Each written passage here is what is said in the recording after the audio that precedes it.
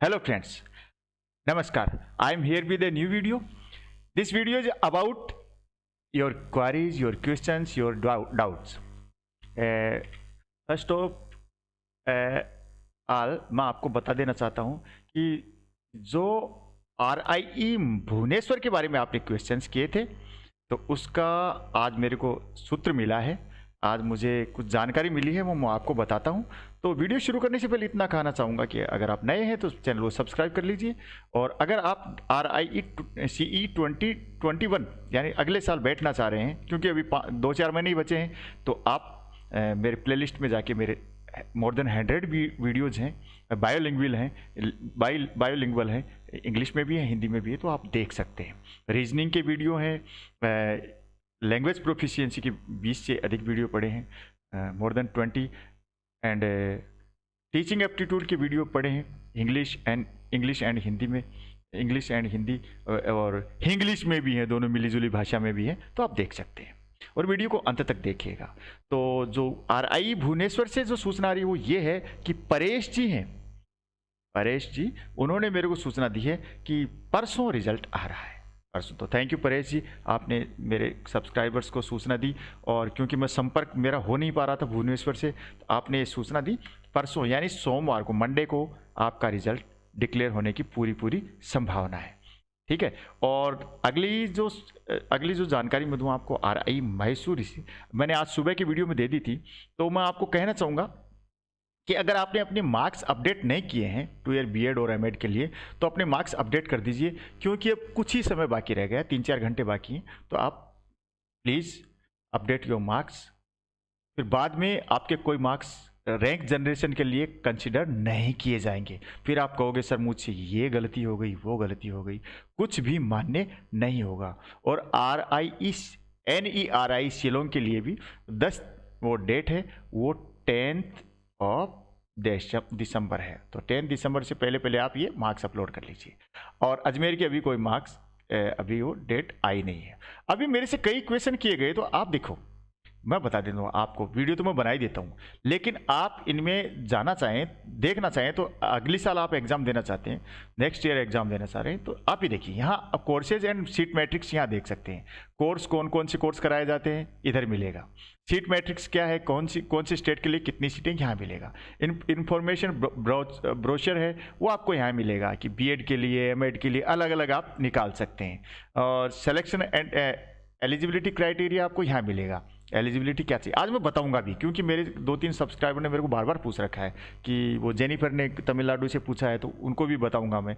Reservation policy क्या है, SC ST OBC के लिए रिजर्वेशन क्या है, PWD के क्या है, वो भी मैं आपको बताऊंगा। EWS के लिए भी रिजर्वेशन अब की बार हो गया है।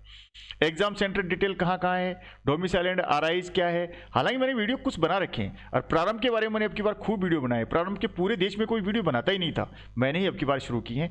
RIE के भी वीडियो सबसे पहले मैंने ही बनाने शुरू किए थे।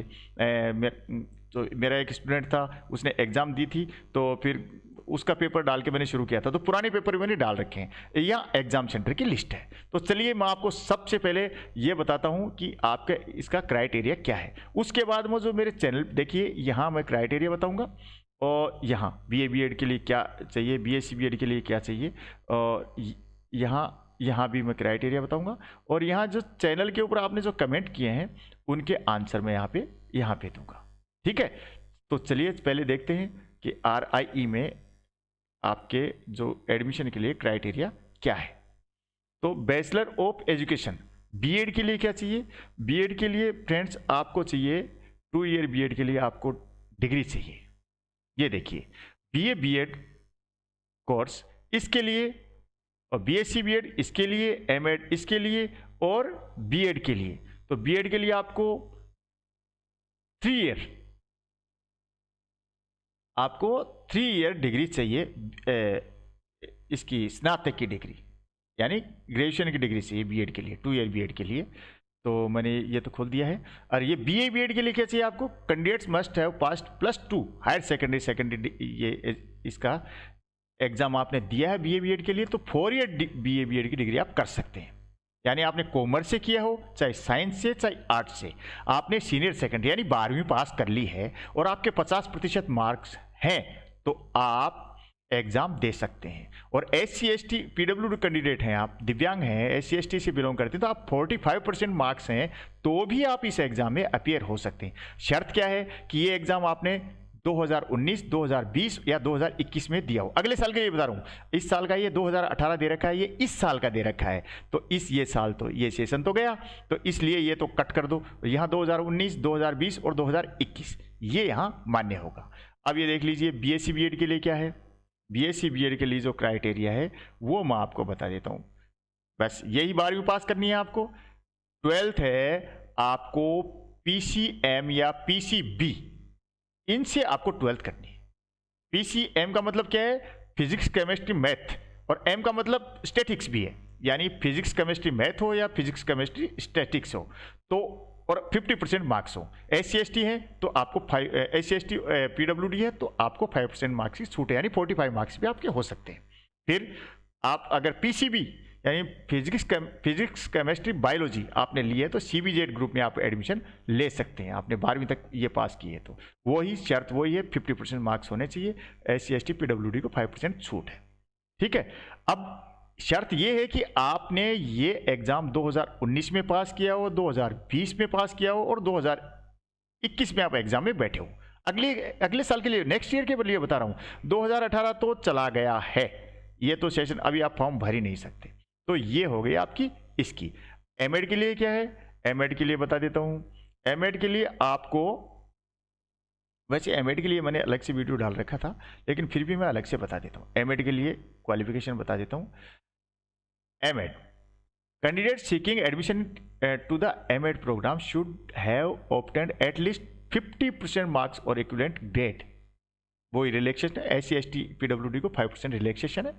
इन द फॉलोइंग प्रोग्राम, कौन से प्रोग्राम है, BEd किया हो वो MEd कर सकता है। BA BEd 4 year degree, BA BEd, BA education, BSc BEd, BSc education, ये डिग्री ले रखी है उसने, वो MEd कर सकता है। BLEd यानी बैचलर इन एलिमेंट्री एजुकेशन, वो भी कर सकता है। फिर चौथे नंबर है DLEd यानी STC diploma in elementary education with a bachelor degree in art science with 50% marks in each. अगर किसी ने BSTC कर रखी है या डिप्लोमा कर रखा है एलिमेंट्री एजुकेशन में, लेकिन साथ में उसके पास BEd की डिग्री है, वो भी ये MEd कर सकता है। अब MSc ED ये आपके मैसूर करवाता है और कहीं से नहीं होती, ये ऑल इंडिया लेवल की मेरिट बनती है। और सब Shillong RI Ajmer RI Bhopal RI Mysore, ये भुवनेश्वर, इनकी सबकी जो 5 RIE हैं और साथ में एक प्रारंभ की, इनकी अपनी अपनी रीजनल मेरिट बनती है।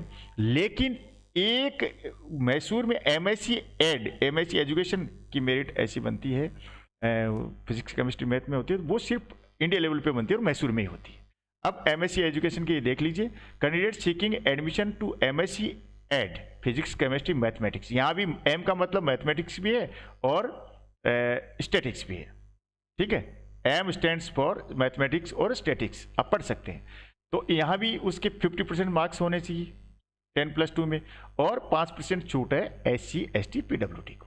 और मार्क्स अगर आप 2021 यानी 2021 का एग्जाम देना चाहते हैं तो आप 2019 और 2020 या 2021 में आप एग्जाम में अपीयर हो रहे हो तो आप मान्य, आपका ये आपका साल मान्य होगा। अगर आप 2018 के 2017 के आपने 12वीं का एग्जाम दिया तो आप इसमें मान्य नहीं है। अब BEd की डिग्री के लिए आपको क्या करना है, आपके पास 50% मार्क्स इन बैचलर डिग्री और in the master degree in science, bachelor in engineering और technology with specialisation in science और मैथमेटिक्स, और इन बैचलर्स डिग्री एंड और in the masters degree in social science, humanities, commerce are eligible for admission to the programme. ठीक है, तो commerce से किया हो उसने, या साइंस से किया हो, या उसने इंजीनियरिंग से किया हो, या उसने आर्ट से किया हो, 50% मार्क्स होने चाहिए। SC ST और जो दिव्यांग है उसको 5% की छूट है, वो BEd 2 ईयर BEd कर सकता है। तो ये मेरे को जानकारी देनी थी, तो ये जानकारी मेरे से बार बार पूछी भी जा रही थी, तो मैं एलिजिबिलिटी क्राइटेरिया में आप लोगों को बताने के लिए ही ये वीडियो खास तौर पे बताया, और मैं वीडियो बनाता रहूँगा। मेरे से पूछा है कि मैं किस तरीके से, जेनिफर ने पूछा था तमिलनाडु से, तो पहली बात तो जेनिफर जी मैं बहुत खुश हूँ, I am very happy to know that you are from Tamil Nadu, क्योंकि तेलंगाना से भी मेरे सब्सक्राइबर हैं, आंध्र से, कर्नाटक से, सब जगह से। तमिलनाडु से कोई सब्सक्राइब ने लिखा नहीं कि मैं तमिलनाडु से हूँ। अब मेरे को पता लगा है कि मैं पूरे देश में, मेरा चैनल जाना माना चैनल है, और सबसे पहले मैंने वीडियो बनाना भी RI पे मैंने ही शुरू किया था। अब मैं आपके कमेंट ले लेता हूं, और मैं, अगर आप एडमिशन लेना चाहेंगे अगले उसमें सेशन में, तो मैं और भी वीडियो बनाता रहूँगा, और भी जानकारी मैं खुद ही देता रहूँगा। और तो मेरे पुराने पेपर भी पढ़े आप, किसी ने मेरे से ये भी पूछा था सर पुराने पेपर पैटर्न बताइए, तो पेपर मेरे पुराने पढ़े हैं, आप जाके प्ले लिस्ट में जाके देख लेंगे। अब मैं आपके कमेंट्स ले लेता हूँ। तो सबसे पहले मैं कमेंट लेता हूँ।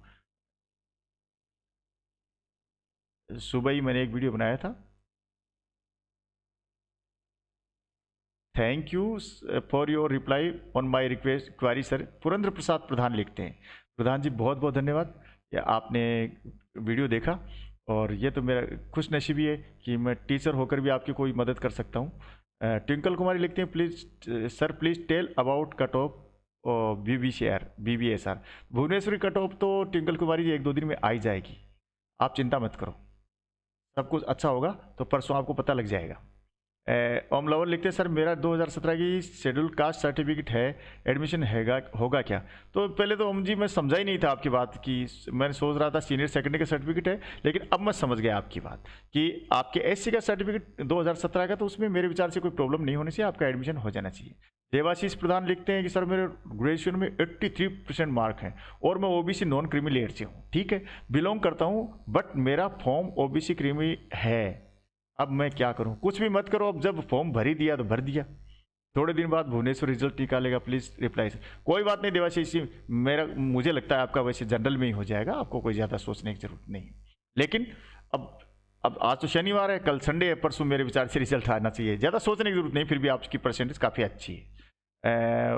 एवेंजेलिन जेनिफर लिखती है, एनीवन तमिल हियर, वाह आपने बहुत अच्छा लिखा, मैंने आपका स्वागत पहले कर दिया है, थैंक यू। मधुस्मिता दास लिखते हैं, सर जो BSc B.Ed के लिए क्या 10+2+3 का मार्क्स टोटल एग्रीगेट होकर कट ऑफ आएगा या कैसे? तो मधुस्मिता जी BSc B.Ed 4 ईयर के लिए तो 12वीं का एग्जाम था, 12वीं के मार्क्स जुड़ते थे। अब ये BSc B.Ed जो 2 ईयर डिग्री कोर्स है B.Ed का, उसके लिए +3 के ही जुड़ेंगे, यानी डिग्री मार्क्स जुड़ेंगे या इंजीनियरिंग के मार्क्स जुड़ेंगे। पहले तो ये होता था कि जब CEE कंडक्ट होता था, CEE common entrance exam conduct होता था, तब तो उसके ही मार्क्स जुड़ते थे, लेकिन अब की बार चूंकि कोविड-19 की वजह से नहीं हुआ, तो अब है ना आपके डिग्री के मार्क्स ही इस पर जुड़ेंगे, अब कोई सोचने की जरूरत नहीं। अब चलता हूँ मैं, मधुस्मिता दास जी का सुबह एग्जाम वो मैंने आंसर दिया था, thank you sir for your information, thank you replying. अनुमति साहू लिखते हैं, thank you sir for replying me. RI Ajmer की ऑनलाइन क्लास कब से शुरू होंगी? शांतिलाल नाइक पूछते हैं, ये जल्दी शुरू होने वाली है, और मैं और पूछ के बता दूंगा। और नीलिप्ता पलाल लिखते हैं, sir I have 80.5% graduation, OBC non creamy layer, selection होगा क्या? भुवनेश्वर पूरी उम्मीद है। अनुमति साहू जी का लिखते हैं पक्का हो जाएगा। वाह आपने जवाब दे दिया, तो ठीक है।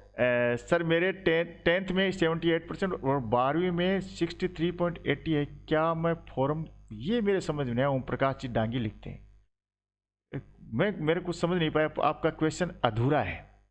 10वीं का 12वीं का कोई समझ, हाँ फॉर्म भर सकते हैं आप, मैं बता देता हूँ, अगली साल आप फॉर्म लगा सकते हैं, अगर आपके 50% से अबोव हैं तो आप लगा सकते हैं, 63% आपके 12th में, तो आप अपना वो फॉर्म फिल कर सकते हैं, ठीक है। और ये बस ये हो गया है लगभग।